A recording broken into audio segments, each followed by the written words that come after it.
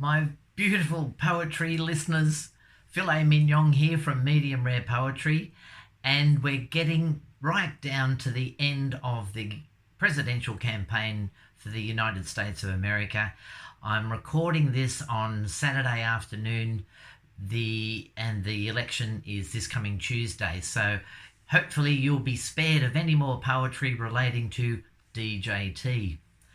But I was getting a little depressed or a little just miffed at the hypocrisy that goes on in the Republican Party in America, where they're driven by Christian nationalists who seem to demonstrate anything but Christian values with the policies that they want to incorporate into America should they win this election. So it is a very dire time for the United States, and I just hope and pray that everybody gets up, gets out to vote, and votes Democrat, because the Republican alternative is just awful. Today's poem is entitled The Ten Commandments as Amended, and that's because it seems that the Christian nationalists show anything but Christian values, and they tweak the rules to suit themselves. So I guess my frustration bubbled over and was evident in this poem. So I give you the Ten Commandments as amended.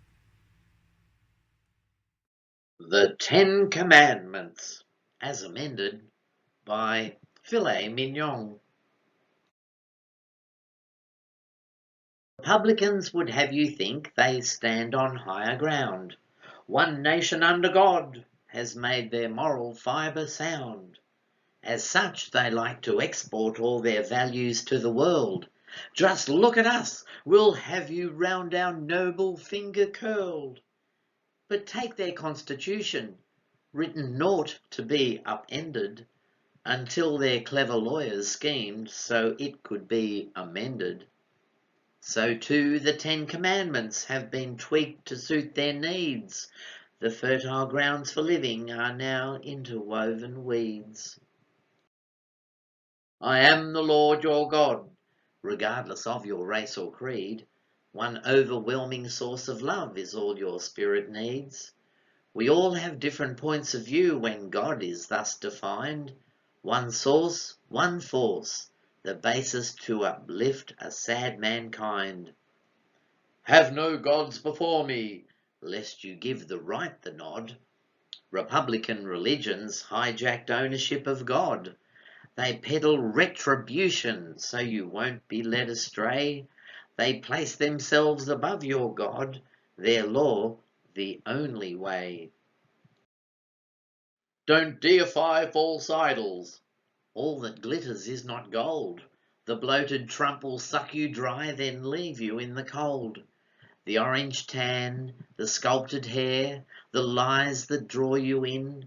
His Chinese Bible should ring bells that herald this great sin.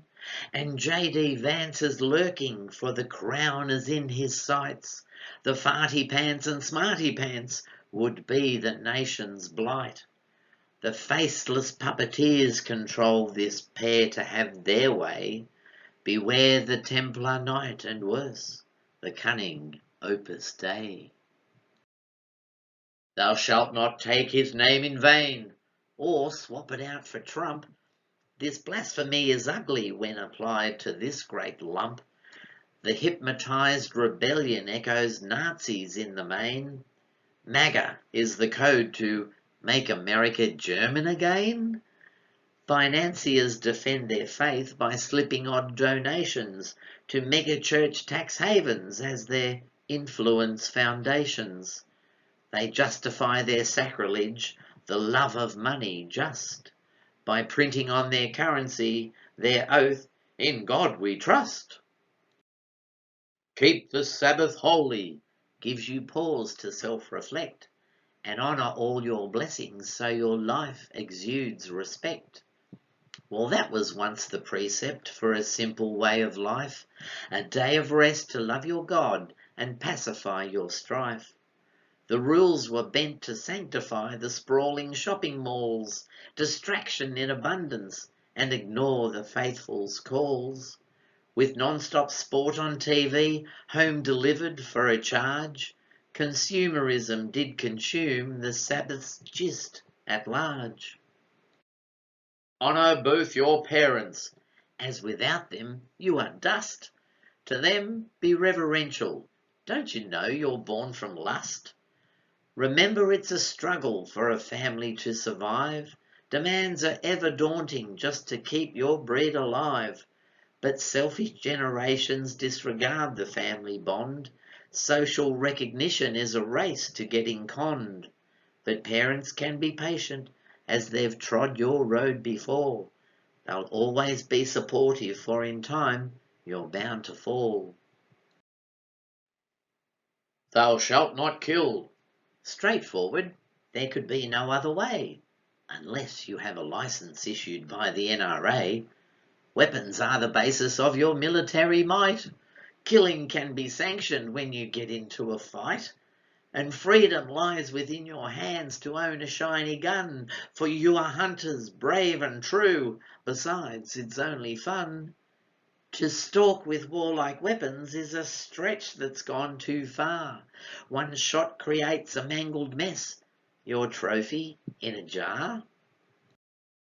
Don't dabble in adultery, all you brides and naughty grooms, though you will act like children when adults aren't in the room.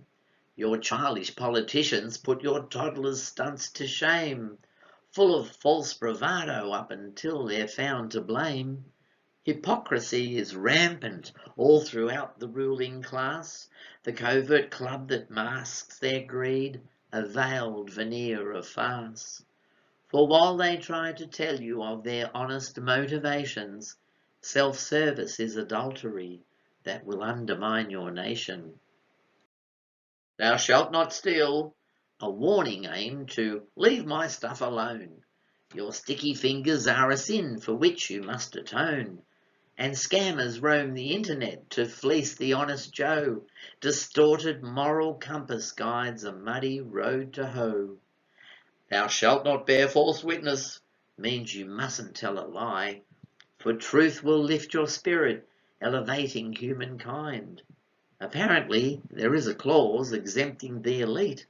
Misleading truths are used to sell more product. Now, that's neat. Don't you now be jealous of thy neighbour's fancy goods.